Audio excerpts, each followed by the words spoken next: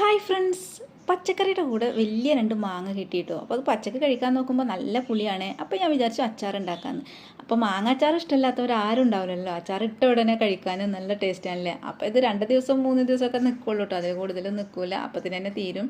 അപ്പോൾ ഞാൻ മാങ്ങ നന്നായി കഴുകിയിട്ട് നല്ലോണം വെള്ളമൊക്കെ തുടച്ച് കളഞ്ഞതിന് ശേഷം ചെറുതായിട്ട് അരിഞ്ഞെടുത്തിട്ട് അതിലേക്ക് കുറച്ച് ഉപ്പും മഞ്ഞൾപ്പൊടിയും ചേർത്ത് മിക്സ് ആക്കിയിട്ട് ഇതുപോലെ ഒരു 10 മിനിറ്റ് മാറ്റി വെച്ചു. അപ്പോൾ അതിൽ നിന്ന് ഒരു വെള്ളം ഇറങ്ങി വരും. അപ്പോൾ അത് ഊറ്റി കളഞ്ഞിട്ട് നമ്മൾ മാങ്ങച്ചാർ ഉണ്ടാക്കുകയാണെങ്കിൽ എത്ര കാലം വേണമെങ്കിലും കേടാവാതിരിക്കും കേട്ടോ അച്ചാർ. പിന്നെ നല്ലെണ്ണ ഒഴിച്ച് ചൂടായിട്ട് അതിലേക്ക് കടുക് പൊട്ടിച്ചിട്ട് ഇഞ്ചി വെളുത്തുള്ളി പച്ചമുളകും ചെറുതായി അരിഞ്ഞതൊന്ന് മൂപ്പിച്ചെടുത്തു. അതിലേക്ക് കടുകും ഉലുവയും വറുത്ത് പൊടിച്ചതും മുളക് പൊടി മഞ്ഞൾപ്പൊടി കുറച്ച് കായംപൊടിയും കൂടെ ചേർത്തിട്ട് പച്ചമണം മാറുന്നത് വരെ വഴറ്റിയെടുത്തു കേട്ടോ.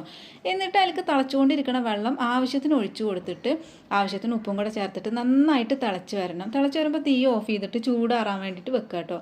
അപ്പോൾ നല്ലോണം ചൂടാറൊന്നും വേണ്ട, അത് നമ്മൾ കൈ കൊണ്ട് ഇങ്ങനെ തൊട്ട് നോക്കുമ്പോൾ കൈ പൊള്ളരുത്, അത്രയും ചൂടാറാൻ മതി കേട്ടോ. പിന്നെ നമ്മൾ നുറുക്കി വെച്ച മാങ്ങ ചേർത്തിട്ട് എല്ലാം കൂടെ നന്നായിട്ട് യോജിപ്പിച്ചെടുക്കുക. മാങ്ങ വെന്ത് പോവാതിരിക്കാൻ വേണ്ടിയിട്ടാണ് ഇങ്ങനെ ചെയ്യുന്നത് കേട്ടോ. വെന്ത് പോയാൽ അത്ര ടേസ്റ്റ് ഉണ്ടാവില്ല. പിന്നെ കുറച്ചെടുത്ത് ടേസ്റ്റ് നോക്കുമ്പോൾ നല്ല ടേസ്റ്റി ആയിരുന്നു കേട്ടോ മാങ്ങച്ചാറ്. വീഡിയോ ഇഷ്ടമായാലും ലൈക്ക് അടിക്കണേ. താങ്ക്